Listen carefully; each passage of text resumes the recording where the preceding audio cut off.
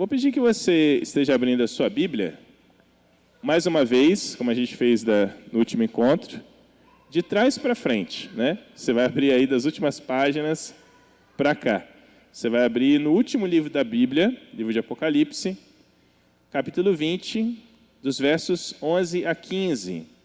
Enquanto você localiza essa passagem, Apocalipse 20, de 11 a 15, nós temos trabalhado nas oportunidades que nós estamos tendo nesse domingo dos vocacionados, sempre que eu tenho a oportunidade de estar à frente, de desenvolver, né, um pouco da proposta da igreja em relação ao ensino, né, da nossa igreja nesses últimos anos. Do ano de 2020 para cá, 2020 e 2022, nós estamos sentindo, assim como todo o restante do mundo, muitos efeitos da pandemia.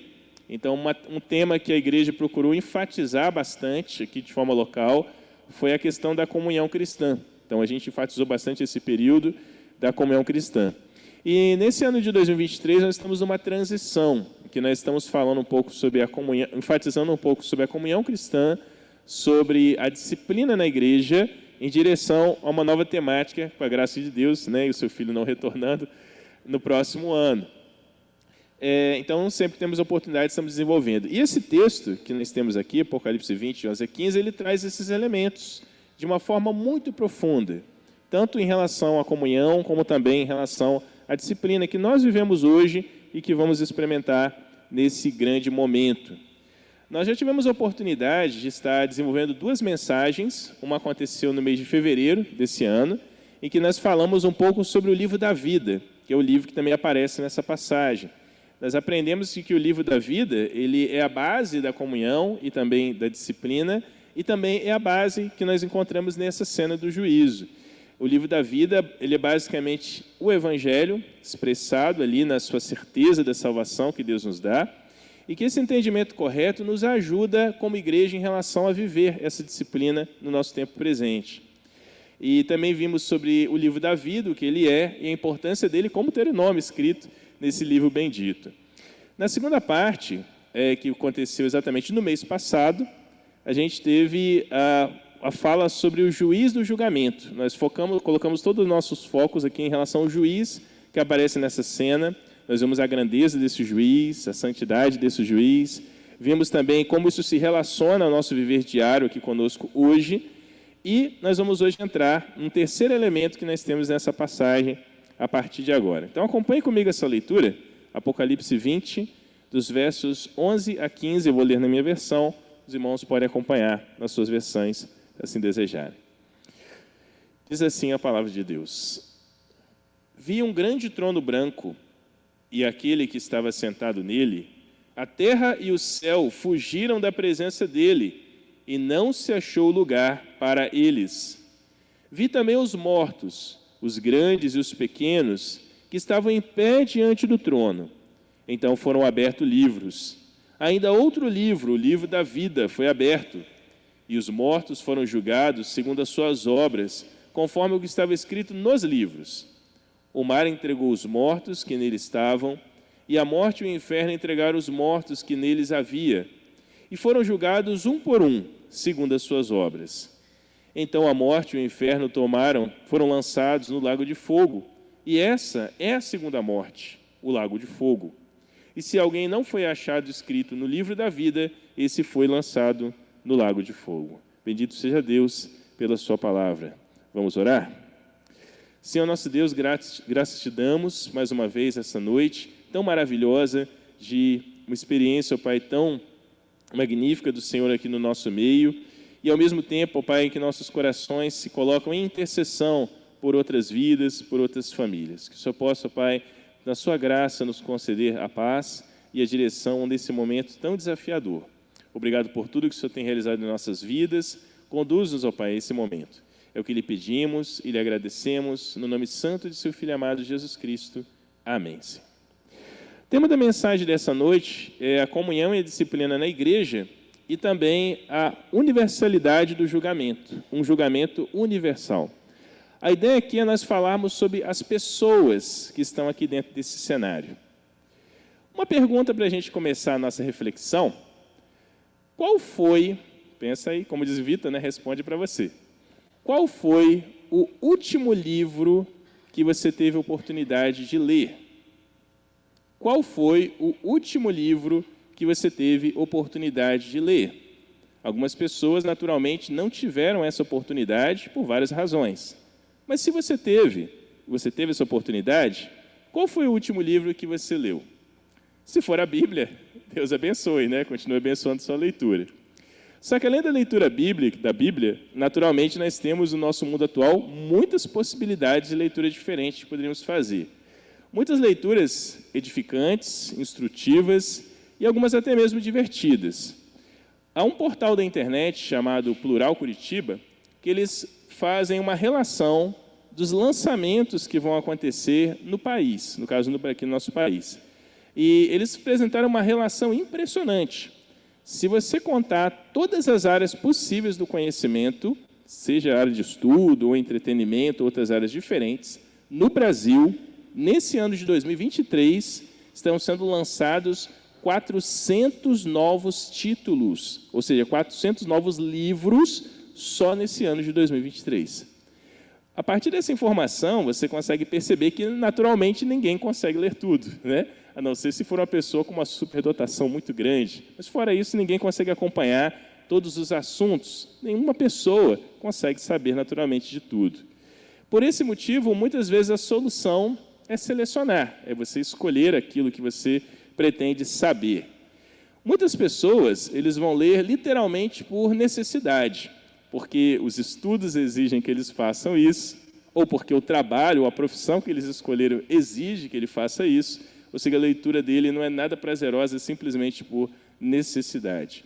Já outras pessoas vão ler por um hábito, elas já têm um hábito muito forte de leitura, e geralmente é fácil identificar esse tipo de pessoa quando você chega aquela pessoa que chega num ambiente e a primeira coisa que ela faz é sair lendo todos os cartazes da parede, né? Então ela geralmente vai ter essa característica. Há outras pessoas também que geralmente vão ler por gostos pessoais. Ela tem algum tipo de interesse, um assunto que ela se interessa e ela procura saber sobre aquele assunto. Dentro dessa área de literatura, existem duas que chamam bastante atenção e são muito procuradas nos nossos dias atuais, principalmente pelos jovens e adolescentes que se interessam muito por esse tipo de assunto, que são a chamada literatura fantástica e a literatura de fantasia. São dois tipos diferentes. A fantástica é aquela que você vai ter alguns elementos sobrenaturais, surreais, incríveis, impressionantes.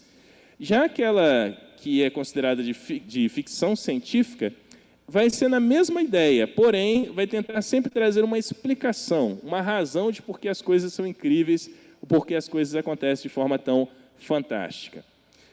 Muitas dessas histórias, elas procuram apresentar o que a gente chama de clímax, ou seja, é aquele momento maior, um momento em que todos os elementos se reúnem ao mesmo tempo. Você vai construindo uma história e lá no final você tem um clímax, um confronto final. Você tem um momento maior dentro de toda aquela história.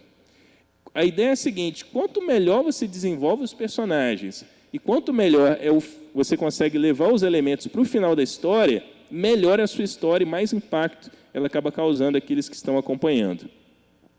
No passado, as fábulas e as lendas que os povos desenvolveram assim, em várias partes do mundo, muitas delas tinham essa ideia do clímax, do aquele momento decisivo que deveria chegar e ali deveria acontecer algo impressionante.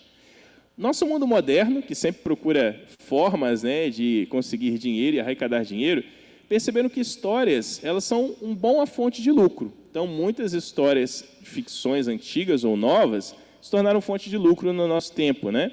E daí você tem vários tipos de produtos que foram criados a partir disso. Você tem, por exemplo, as chamadas histórias em quadrinhos, que nada mais são do que produtos utilizando vários tipos de histórias, ou de ficção científica, ou de histórias de conteúdo fantástico. A gente vai ver também que muitas outras obras foram lançadas exatamente nessa mesma direção. Daí o cinema percebeu isso e comprou a ideia, né? Então a gente começou a ter muito desses conteúdos voltados para o cinema, voltados para o rádio, entre outros. Quem nunca ouviu falar, por exemplo, de nomes famosos do passado, né, de algumas obras do passado e também do presente, como a Guerra dos Mundos, que é considerado bem antiga, ou, por exemplo, as Jornadas, ou as Guerras nas Estrelas, entre muitas outras histórias que envolvem esse tipo de literatura. Geralmente, o objetivo desses materiais é produzir esse clímax, esse momento maior em que você traz todos os elementos e junta numa cena só. Quanto melhor o clímax, mais pessoas se sentem atraídas para querer saber mais sobre isso e mais resultado, no caso, a indústria consegue lucrar. Porém, nós percebemos o seguinte: sejam nas histórias antigas ou sejam nas histórias novas, criadas, fábulas ou coisas parecidas, todas elas têm uma coisa em comum para nós hoje. O que elas têm em comum? Todas elas são simplesmente ficção, são simplesmente inventadas. Elas não são reais para nós. E muitas vezes não fazem a menor diferença para o nosso dia a dia.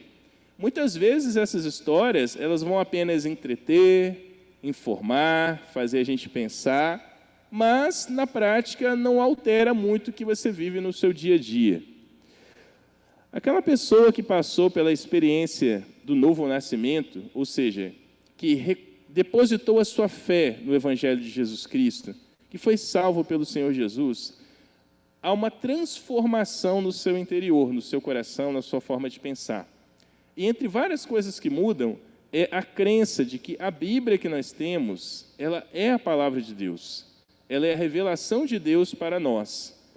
Porém, aquela pessoa que não crê nas Escrituras como palavra de Deus, a pessoa que não deposita sua fé na palavra de Deus, essa passagem que nós acabamos de ler agora, de Apocalipse 20, de 11 a 15, é como se fossem essas histórias que eu acabei de mencionar. Parecem simplesmente uma ficção, parece incrível demais para ser verdade. Porém, para aqueles que percebem que a Bíblia ela fala com uma autoridade que nenhum livro consegue falar, para aqueles que percebem de que o Espírito Santo de Deus, ele testemunha no nosso interior de que esse livro ele é sobrenatural, para aqueles que percebem que esse livro transformou a vida de milhões de pessoas que estavam num estado mais degradante possível, em pessoas completamente diferentes e muitas vezes contrárias ao pecado que tanto viviam, quando você percebe que esse livro ele tem uma história, que tem uma unidade que segue de ponta a ponta durante 66 livros, escritos durante mais de 1000 anos, e tem uma história central. Quando você percebe de que as histórias da Bíblia, elas podem ser verificadas na sua historicidade. Tempo em tempo, surgem descobertas arqueológicas mostrando exatamente isso. Cenas, situações, pessoas que existiram nos tempos bíblicos.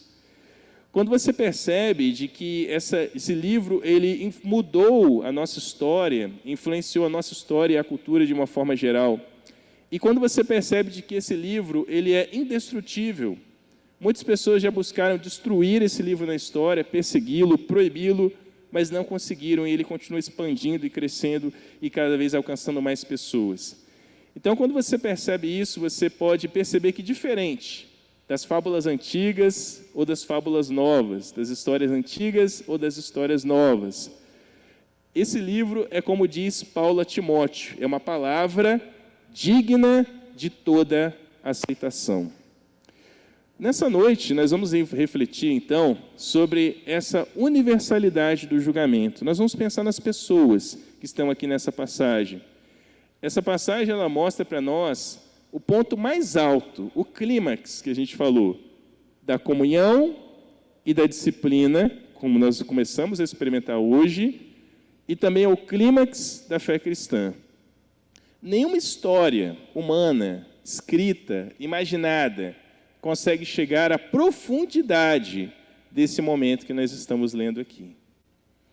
Então, para iniciarmos, irmãos, a comunhão na igreja, ela é uma prévia de 2 tipos de comunhão. Acompanhe comigo o versículo 13 dessa passagem. Diz assim: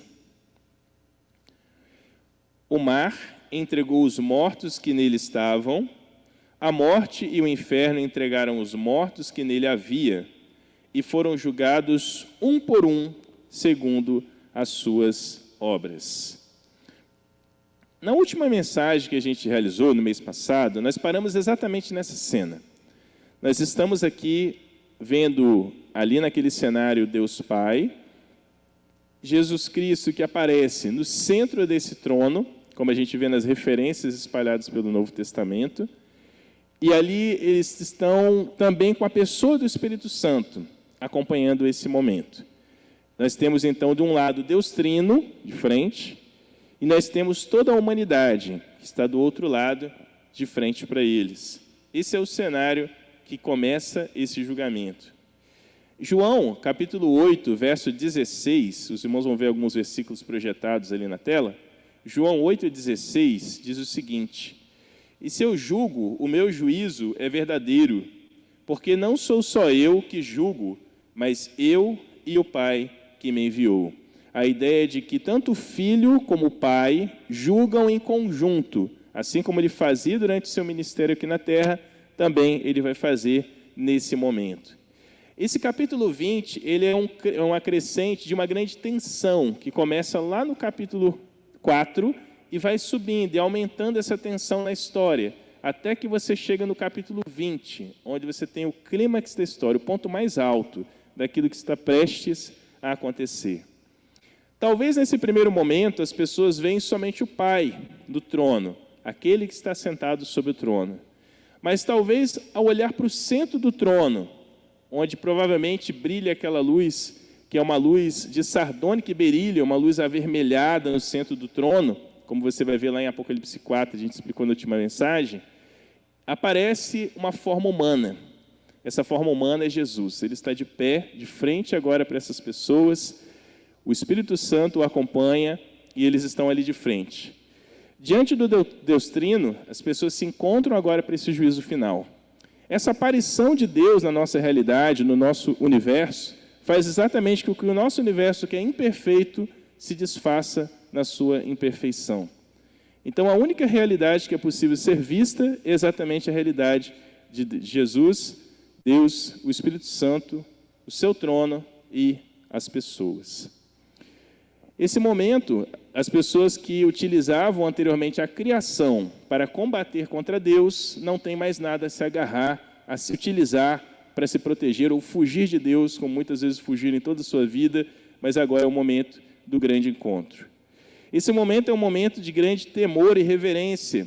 Eu creio de que esse momento que nós vivemos no culto público é uma grande preparação, para que a gente possa chegar muito bem preparado para reverenciar a Deus exatamente nesse momento. E aqui surge uma coisa interessante. Os cristãos, os crentes, de uma forma geral, têm opiniões diferentes em relação a esse momento do julgamento. Isso é normal. Quando a gente estuda o assunto as últimas coisas, que é exatamente esse assunto, né, o tempo do fim, existem questões que a Bíblia fala claramente, e existem questões que a Bíblia fala, mas nós não temos como captar ainda a profundidade daquilo que foi apresentado, daquilo que foi revelado, ou talvez ela simplesmente se silenciou. Deus não quis falar ou revelar sobre determinados pontos dentro desse assunto. Então, quando a Bíblia se cala, nós nos calamos.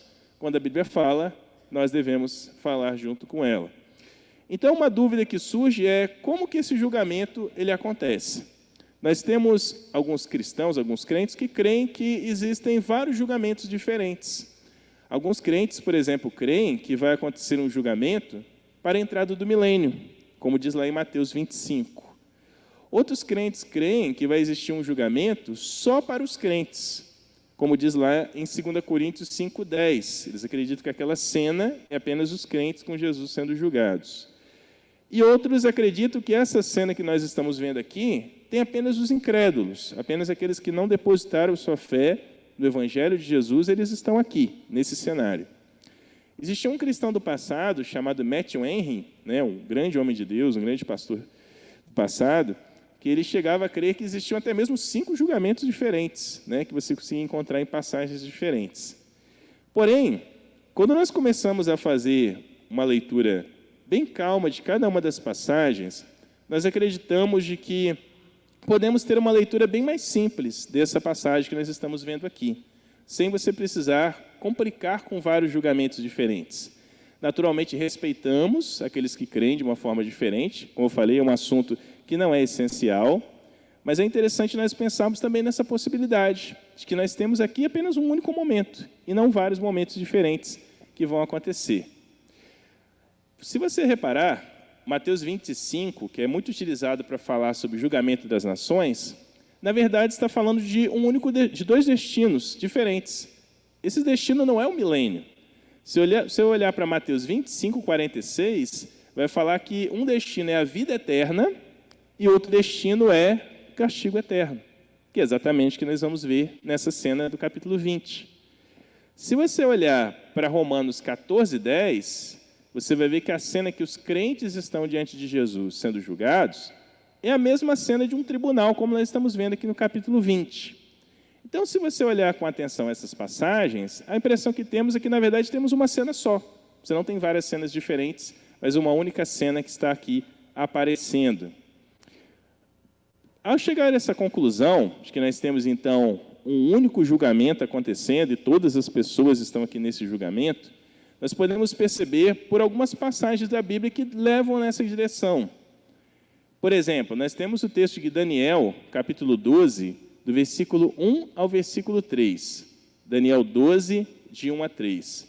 O texto de Daniel é um texto do Antigo Testamento, por isso alguns elementos ali são elementos que tiveram cumprimento naquela época, ou próximo daquela época, mas outros elementos se encaixam perfeitamente com esse momento que nós estamos vendo aqui no capítulo 20. Então vamos observar essa passagem. Daniel 12, de 1 a 3, nos diz o seguinte: Nesse tempo se levantará Miguel, o grande príncipe, o defensor dos filhos do seu povo, e haverá tempo de angústia, como nunca houve, desde que existem nações até aquele tempo. Mas naquele tempo, o povo de Deus será salvo. Todo aquele que for achado escrito, olha aí o singular, no livro. Muitos dos que dormem no pó da terra ressuscitarão, uns para a vida eterna, e outros para vergonha e o horror eterno. Os que forem sábios resplandecerão como o fulgor do firmamento, e os que conduzirem muitos à justiça brilharão como as estrelas, sempre e eternamente. Veja que nós temos um único cenário, em que você tem dois destinos diferentes ocorrendo. Então, nós temos nesse cenário, nesse texto de Apocalipse, e muitos outros que nós vamos ver futuramente, exatamente esta cena, em que nós temos pessoas reunidas, um grande grupo de pessoas reunidas, e essas pessoas, creio eu, são tantos aqueles que depositaram a sua fé no Evangelho de Jesus Cristo, como também aqueles que não conheceram a Jesus Cristo como Senhor e Salvador das suas vidas. Se tivermos uma nova oportunidade dessa mensagem, nós vamos falar sobre os critérios do julgamento, e aí a gente tem algumas passagens que ficam ainda mais claras sobre isso. Resumindo então, irmãos, onde nós queremos chegar, o livro da vida que nós vemos nesse cenário é exatamente onde os crentes têm o seu nome escrito. Esse nome foi escrito na eternidade, antes da fundação do mundo, como Apocalipse fala isso, mas nós recebemos essa bênção quando cremos no Evangelho de Jesus Cristo, quando somos salvos pelo Senhor. Então passamos a ver ali nosso nome escrito nesse livro. E é isso que vai fazer a diferença para aqueles que vão entrar para viver com Cristo na eternidade e aqueles que vão, infelizmente, experimentar uma perdição eterna. Então, o livro da vida, ele representa bem essa divisão aqui nessa passagem. E aí nós temos algumas referências que apresentam, então, os crentes diante desse tribunal, e eu vou pular para essas referências, então. João capítulo 6, verso 39 e 40, João 6, 39 e 40, nos diz o seguinte: E a vontade de quem me enviou é essa, que eu não perca nenhum de todos que ele me deu. Pelo contrário, eu ressuscitarei no último dia.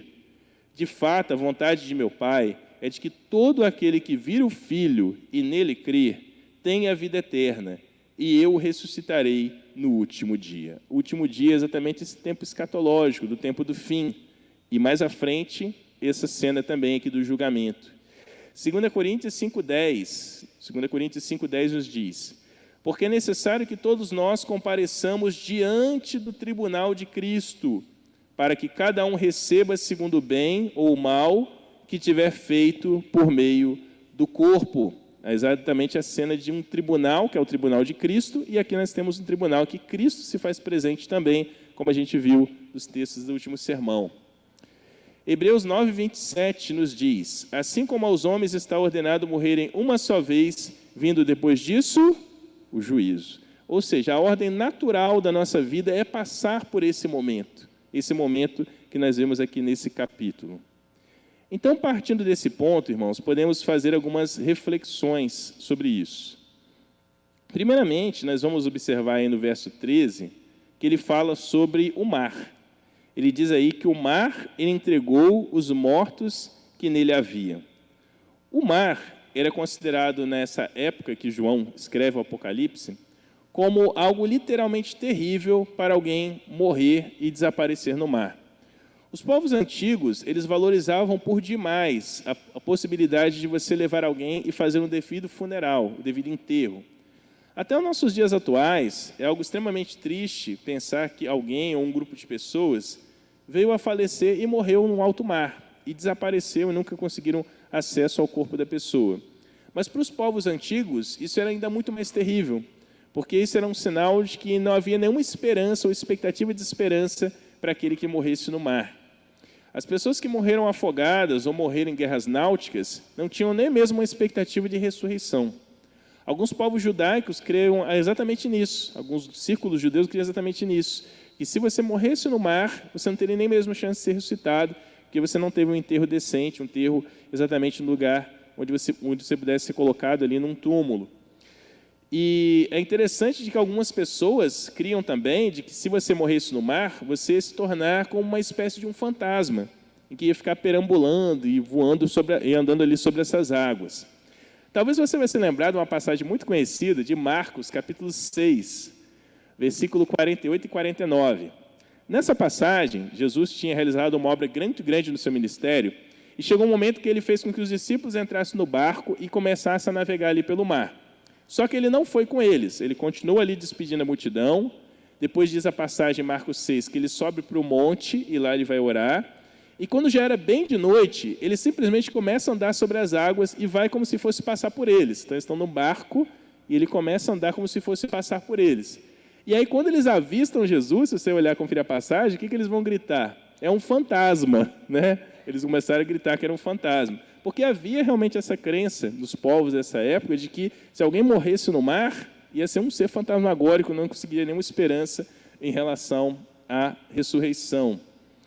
O mar aqui, então, no texto de João, nos mostra algo extraordinário, que até mesmo essas pessoas que, para muitos, jamais teriam uma oportunidade de voltar, de alguma forma, elas também iriam voltar nesse momento da ressurreição. Ou seja, nenhuma pessoa vai perder o seu prêmio e nenhuma pessoa vai perder o seu castigo por ter morrido de uma maneira ou de outra, independente da forma que isso aconteceu. A gente vai ver também de que as expressões mar e morte, como aparece aqui, ou Hades, elas são quase que sinônimos. É a ideia de algo que envolve todas as pessoas. Então, às vezes, nós tentamos separar, distinguir essas palavras, mas a ideia aqui é de que, independente da forma que a pessoa venha a morrer, nesse dia, com a palavra do Senhor Jesus, ela vai voltar exatamente para esse momento. João 5, 28 e 29 nos mostra exatamente isso. Vamos ver essa passagem? João 5, 28 e 29 diz o seguinte: não fiquem maravilhados com isso, porque vem a hora em que todos os que se acham nos túmulos ouvirão a voz dele e sairão. Os que tiverem feito bem para a ressurreição da vida, e os que tiverem praticado o mal para a ressurreição do juízo. A ideia aqui é de que todos vão exatamente comparecer a esse momento. E aqui, irmãos, nós temos uma aplicação muito interessante. Primeiro, nós temos uma comunhão que ela precisa ser evitada. Porque nós vemos aqui dois grupos distintos. Aqueles que depositaram a sua fé no Evangelho de Jesus Cristo e aqueles que não depositaram a sua fé no Evangelho de Jesus Cristo. Dois grupos distintos. Então, buscar a comunhão com um grupo de que não depositou a sua fé no Evangelho de Jesus Cristo, ao ponto de exatamente não buscar esse Evangelho, não querer crer, não desejar crer, é exatamente buscar viver essa comunhão com esse grupo. Nesse momento, nós vamos ver que todas as pessoas que não depositaram a fé no Evangelho de Cristo vão estar todas reunidas exatamente no mesmo lugar. É uma grande comunhão, mas é uma comunhão da condenação. Por outro lado, nós vamos ver também aquelas pessoas que se refugiaram na comunhão salvadora de Jesus Cristo. E todos esses estão unidos entre si como povo de Deus, mas também estão unidos com Cristo, que é aquele que pode salvar. Lucas 21, verso 33 a 36. Lucas 21, verso 33 a 36. Um alerta nas palavras de Jesus Cristo para mim e para você, que crê no Evangelho do Senhor Jesus. E o alerta que ele nos diz é o seguinte: passará o céu e a terra. Olha o momento que ele está mencionando. Porém, as minhas palavras, elas não passarão. Tenham cuidado para não acontecer que o coração de vocês fique sobrecarregado com as consequências da orgia. Em algumas traduções fala sobre a glutonaria, né? A ideia de que um desejo muito intenso por coisas materiais, aqui exemplificada pela comida. Da embriaguez, exatamente a tomada desenfreada por álcool ou bebidas alcoólicas. E das preocupações desse mundo, para que aquele dia não venha sobre vocês repentinamente como uma armadilha, pois sobrevirá a todos os que vivem sobre a face de toda a terra. Portanto, vigiem o tempo todo, orando, para que vocês possam escapar de todas estas coisas que têm que acontecer, e que para que possam estar em que posição? Em pé na presença do Filho do Homem. A ideia aqui, irmãos, é de que nós somos chamados a uma vida de perseverança, a uma vida de comunhão uns com os outros, a uma vida de vigilância, em oração e em busca, enquanto nós aguardamos o grande dia, o dia da volta do Senhor Jesus, para exatamente estar com a sua igreja, mas também nos preparando para esse grande dia do acerto de contas com o nosso Deus também. 2 Pedro, capítulo 1, versículo 10 e 11. 2 Pedro 1, 10 e 11 nos diz o seguinte: por isso, irmãos, procurem com empenho cada vez maior confirmar a vocação e a eleição de vocês, porque fazendo assim, vocês jamais tropeçarão. Pois dessa maneira é que lhes será amplamente suprida a entrada no reino eterno de nosso Senhor e Salvador Jesus Cristo. Olha que interessante essa passagem. Ao mesmo tempo que mostra aqui a certeza da salvação, confirmada aqui pela eleição, ela mostra também uma atitude de buscar viver a vontade de Deus, uma atitude de buscar vivenciar o Evangelho, não por buscar salvação, mas porque essas obras confirmam a mudança interior que você recebeu. Então, uma vida de piedade é uma vida que busca exatamente isso, de viver piedosamente, porque sabemos que fomos transformados pelo Espírito Santo de Deus e agora nós andamos em novidade de vida. E o texto de João, 1 João, capítulo 4, verso 17. 1 João 4, 17, um texto muito bonito relacionado a esse momento, que nos diz o seguinte: nisto o amor é aperfeiçoado em nós, para que no dia, quando? Dia do juízo, é esse dia escatológico sendo apresentado aqui, para que no dia do juízo mantenhamos o quê? Vamos falar mais alto? Mantenhamos o quê? Confiança. Mantenhamos confiança, pois assim como Ele é, também nós somos nesse mundo. Assim como Jesus viveu, nós buscamos também viver aqui nesta terra, mesmo sabendo das nossas imperfeições, mesmo sabendo dos nossos pecados, mas sabendo de que o Espírito Santo a cada dia tem nos transformado mais semelhantes à pessoa do Senhor Jesus. Então, assim como Ele é, nós também somos nesse mundo. E nós sabemos que no dia do juízo, nós vamos ter confiança. Você consegue imaginar essa cena? A gente falou um pouco dessa cena no domingo passado. Deus, o alto do seu trono, sublime. As pessoas ali no primeiro momento falam, cadê a Trindade? Né? A gente até fez essa ilustração na última mensagem. E aí, de repente, vem aquele susto, que no alto daquela luz vermelha, brilhante, de berílio, aparece a forma de um homem, de uma pessoa. O Espírito Santo de Deus está ali também junto com ele. Será que vai aparecer em forma corpórea, como uma pomba, por exemplo, né? Como vê no Novo Testamento? Não sei, vamos ver. Está ali junto com ele. O Deus Trino está ali presente. Então, depois daquele momento, talvez, de zombaria inicial, há um momento de silêncio, de susto. As pessoas estão assustadas por verem ali o Deus Trino presente. Mas eu imagino agora que nós estamos nessa cena, que os crentes estão nessa cena. E eu imagino que depois do silêncio, alguém começa a puxar um corinho, começa a puxar um cântico. Eu gostaria que você pudesse me acompanhasse. Imagina que depois daquele silêncio, olhando ali para o trono, alguém, de repente, no meio do silêncio, quebra o silêncio e começa a cantar. De todas as tribos, povos e raças, muitos virão te louvar. De todas as culturas, línguas e nações, no tempo e no espaço, virão te adorar. Bendito seja sempre o Cordeiro, Filho de Deus, raiz de Davi. Bendito seja seu santo nome, Cristo Jesus, presente aqui. Glória a Deus. Aleluia. Que a gente possa se preparar para esse momento tão bendito que vamos estar diante dele. A comunhão na igreja, então, ela é uma prévia ela antecipa a cena de dois tipos de comunhão. Uma comunhão de perdição e uma comunhão de salvos.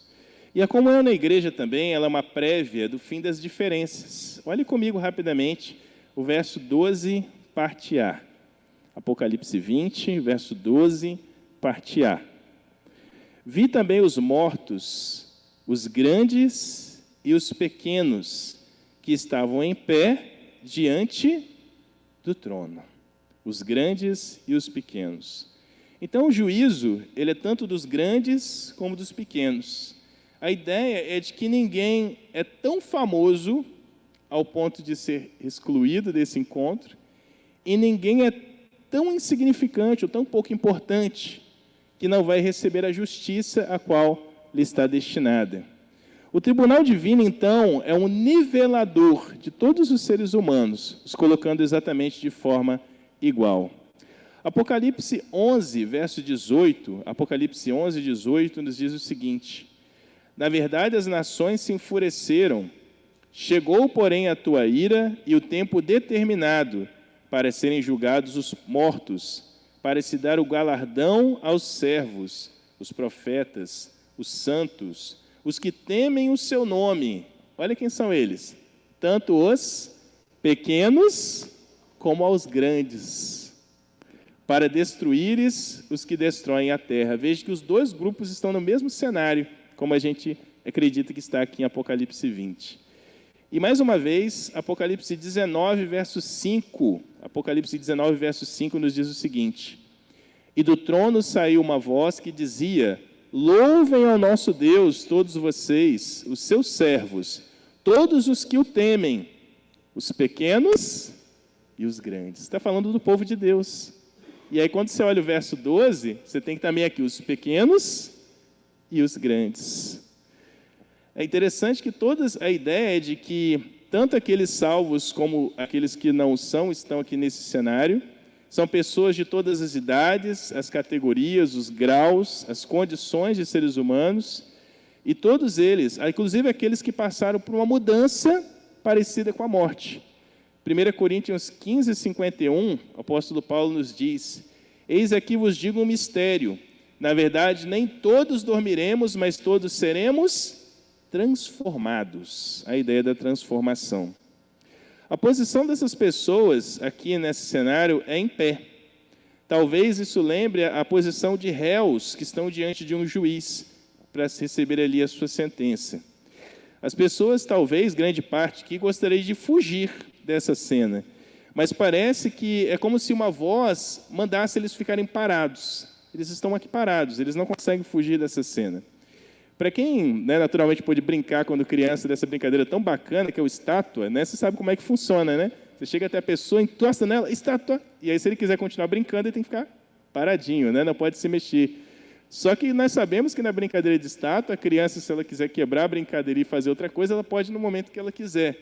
mas nesse momento parece que as pessoas estão sem nenhum outro tipo de opção, a não ser estar diante desse juiz. Elas não podem dar um fim à sua vida, porque elas foram tragas exatamente da morte, que teve que os entregar. E Deus aqui se encontra, então, como o primeiro e o último, o alfa e o ômega. As pessoas estão como se estivessem plantadas diante de Deus.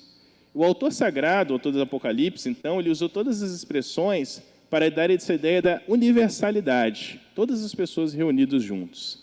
Vamos pensar em alguns exemplos, e a gente vai ver agora algumas fotos, de alguns exemplos que a gente pode imaginar que vão estar lá nesse lugar, nesse dia.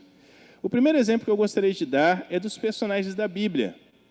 Personagens da Bíblia como, por exemplo, Noé, Abraão, Paulo e muitos outros, talvez a Débora também, a Maria, mãe de Jesus, e muitos outros personagens que aparecem as suas histórias na Bíblia, até aqueles que só aparece o nome lá na genealogia, tão pequenininho que a gente nem consegue perceber, muitas vezes, que eles estão lá.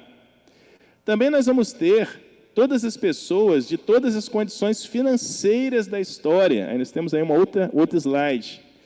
Desde o rei Mansa Musa, não sei se você já ouviu falar dele, ele é considerado pelos historiadores como o homem mais rico que já existiu. A fortuna dele, se fosse nos nossos dias atuais, seria de mais de 15 trilhões de reais. Resumindo, ele era tão rico que ele poderia pagar os impostos de todo mundo do Brasil inteiro pelo ano inteiro e ele só gastaria menos de 15% da fortuna dele. Só para você ter ideia de como é que ele era rico, né? Então, desde o rei Mansa Musa, que vai estar lá presente, até a pessoa mais humilde, o cidadão mais humilde do país de Buruti, na África Central, que é hoje considerado o país mais pobre do mundo. Aquelas pessoas vão estar lá também presentes.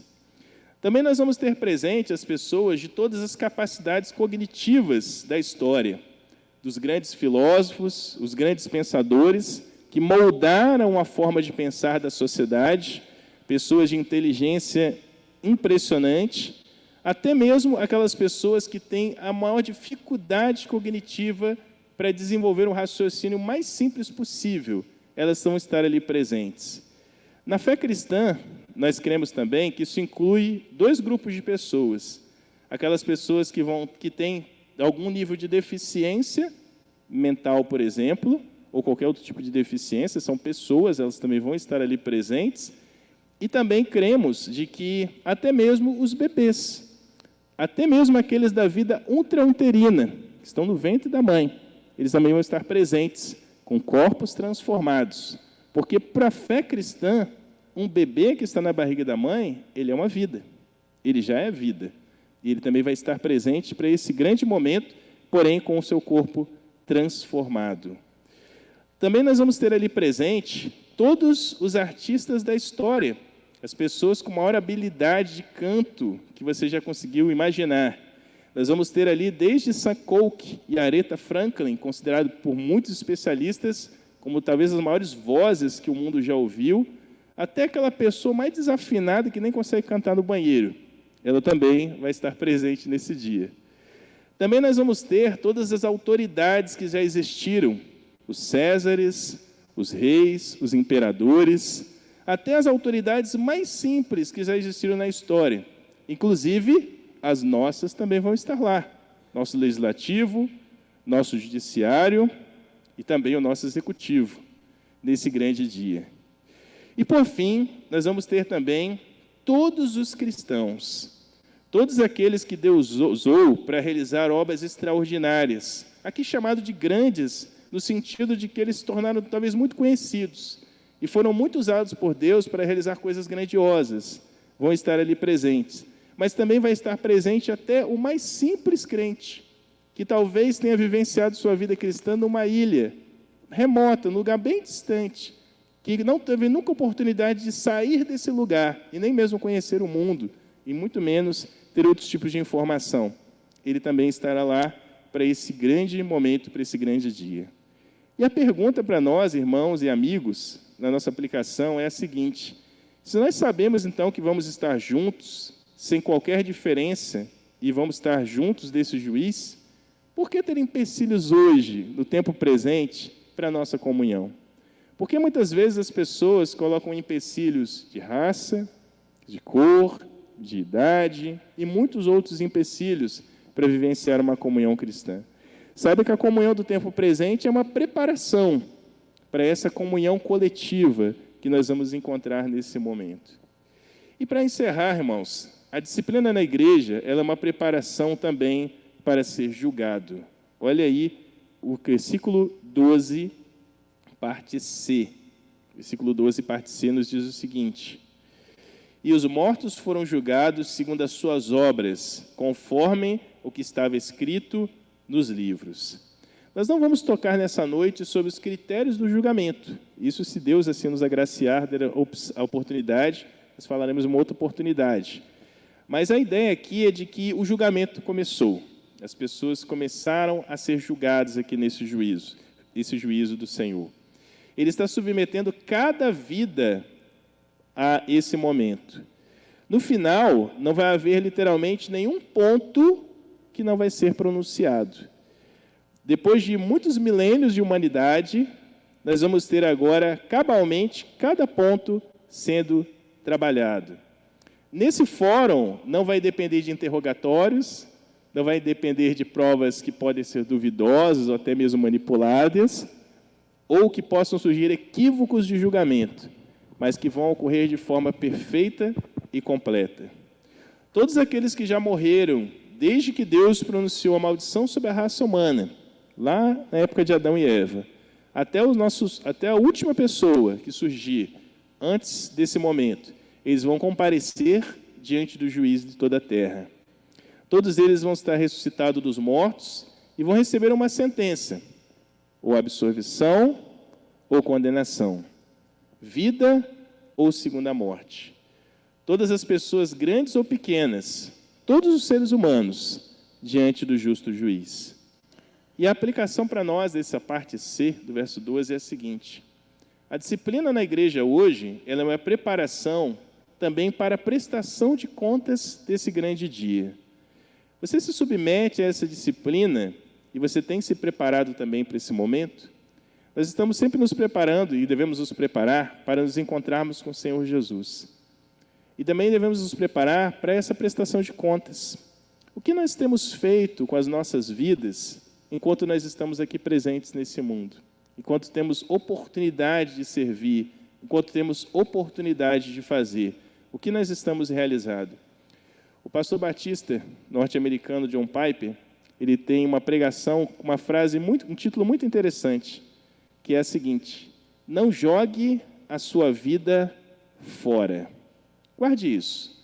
Não jogue a sua vida fora. Você tem, nesse momento, a oportunidade de servir a Deus com alegria de coração e viver para Ele uma comunhão e experimentar uma disciplina que nos prepara para esse grande momento. E se você, porventura, está aqui presente essa noite, mas você ainda não teve uma oportunidade, ou ainda não compreendeu até essa noite o Evangelho do Senhor Jesus, eu quero convidar você a fechar os seus olhos também e fazer junto conosco essa oração, refletindo na palavra do Evangelho, buscando o Senhor Jesus como o Senhor da sua vida. Senhor nosso Deus, aqui estamos, ó Pai, nesta noite. Sabemos, ó Pai, da profundidade dessas verdades, ó Pai, para os nossos corações. Como dizem as palavras de Jesus, nós somos tentados a todo tempo, por causa das consequências da glutonaria, da bebedice e principalmente das preocupações dessa vida. Não se esquecer, ó Pai, que haverá um momento em que estaremos diante do Senhor, onde vamos mostrar a Ele nossos talentos, os dons, ó Pai, que o Senhor nos deu, a vida, a saúde, a força que o Senhor nos deu, as condições que o Senhor nos deu. E a pergunta é: o que nós temos feito com tudo isso? O que nós vamos entregar e apresentar ao Senhor naquele grande dia? Nós chegaremos diante do Senhor no juízo com a certeza e a alegria de que não há condenação para aqueles que estão em Cristo Jesus. Mas a pergunta é: o que nós pretendemos oferecer como um sacrifício de louvor ao Senhor quando estivermos diante de Ti? Que o Senhor possa, Pai, então, nos preparar também para esse grande dia. Que Seu nome possa ser glorificado, Pai, em nossas vidas diante do testemunho que ali será apresentado. Sabemos, ó Pai, que continuamos sendo pecadores, falhos, imperfeitos, mas sabemos também que o Seu Espírito Santo nos dá força para continuar a caminhar. Obrigado, Senhor Deus, pela vida de cada pessoa aqui presente. Se porventura, ó Pai, que entre nós, alguém que ainda não entregou, ó Pai, a sua vida ao Senhor Jesus, não o reconheceu como o único suficiente Salvador de sua vida, que o Senhor possa, ó Pai, pelo Espírito Santo de Deus, abrir essa mente, Senhor Deus, para entender o Seu Evangelho, para compreender, ó Deus, a maravilhosa graça que o Senhor derramou, ó Pai, que o Senhor tem oferecido, ó Pai, nesse tempo presente, para que ele possa, ó Pai, nesse grande dia, estar na comunhão dos salvos, estar junto com o povo de Deus e possa cantar, como nós cantamos de forma tão bonita, ó Pai, no culto desta noite, louvando e glorificando o nome do Senhor. Obrigado por tudo que o Senhor tem feito. Dirige-nos, ó Pai, nesta noite. É o que lhe pedimos e lhe suplicamos, em nome santo de seu Filho amado Jesus Cristo. Amém, Senhor.